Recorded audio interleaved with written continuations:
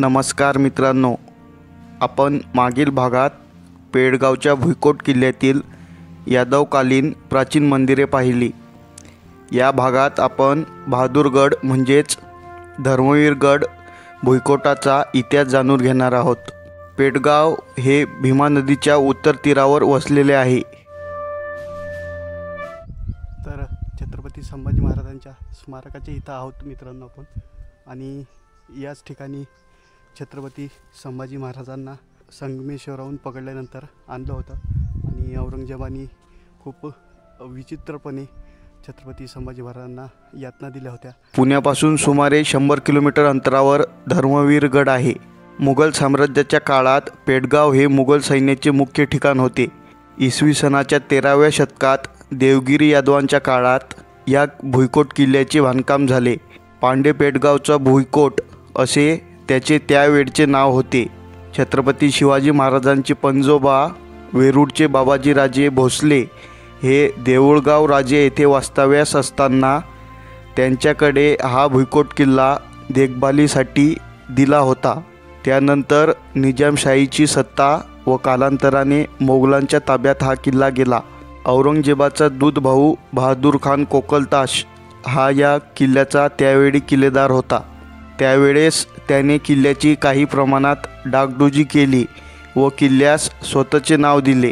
छत्रपती संभाजी महाराज यांना संगमेश्वराला पकडल्यानंतर औरंगजेबाने आपली स्वतःची अकलूजला असणारी छावणी पेडगावला आणली। याच किल्ल्यावर छत्रपती संभाजी महाराजांना औरंगजेबासमोर हजर करण्यात आले। औरंगजेबाच्या मागण्या छत्रपती संभाजी महाराजांनी नाकारल्यानंतर त्यांचा व कवी कलश यांचा अनन्वित छळ याच ठिकाणी करण्यात आला। 25 मे 2008ला युवक मित्र बंडातात्या कराडकर यांच्या पुढाकाराने व असंख्य शंभू भक्तांच्या उपस्थितीत या गडाचे नाव धर्मवीरगड असे करण्यात आले। किल्ल्यामध्ये असलेल्या अनेक वास्तू आज उद्ध्वस्त झालेल्या आहेत। तटबंदी बऱ्यापैकी उभी आहे। किल्ल्यावरील दुमजली इमारतीच्या खिडक्यांमधून भीमा नदीचा देखावा सुंदर दिसतो। साधारणतः 110 एकरावर हा किल्ला पसरलेला असून किल्ल्यावर आजही अनेक अवशेष पाहता येतात।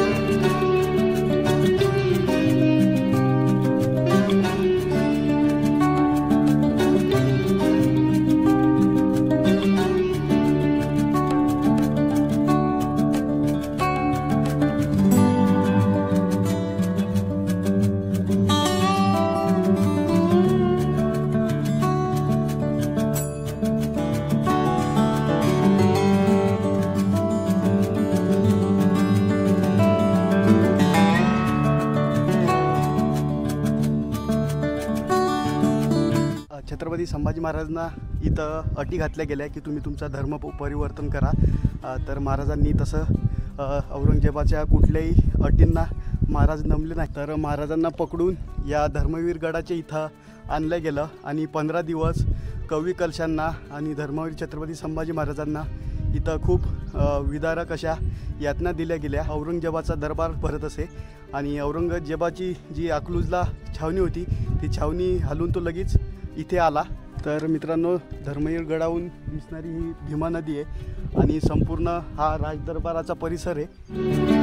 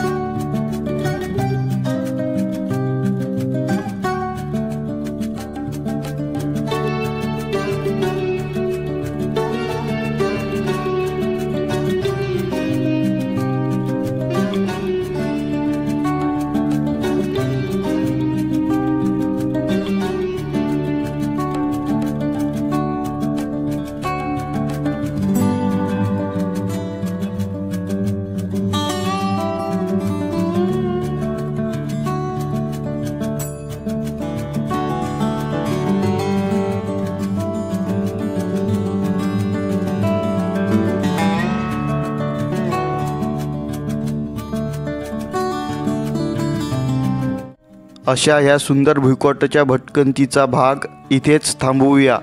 भेटूया एका पुढील भटकंतीमध्ये. धन्यवाद.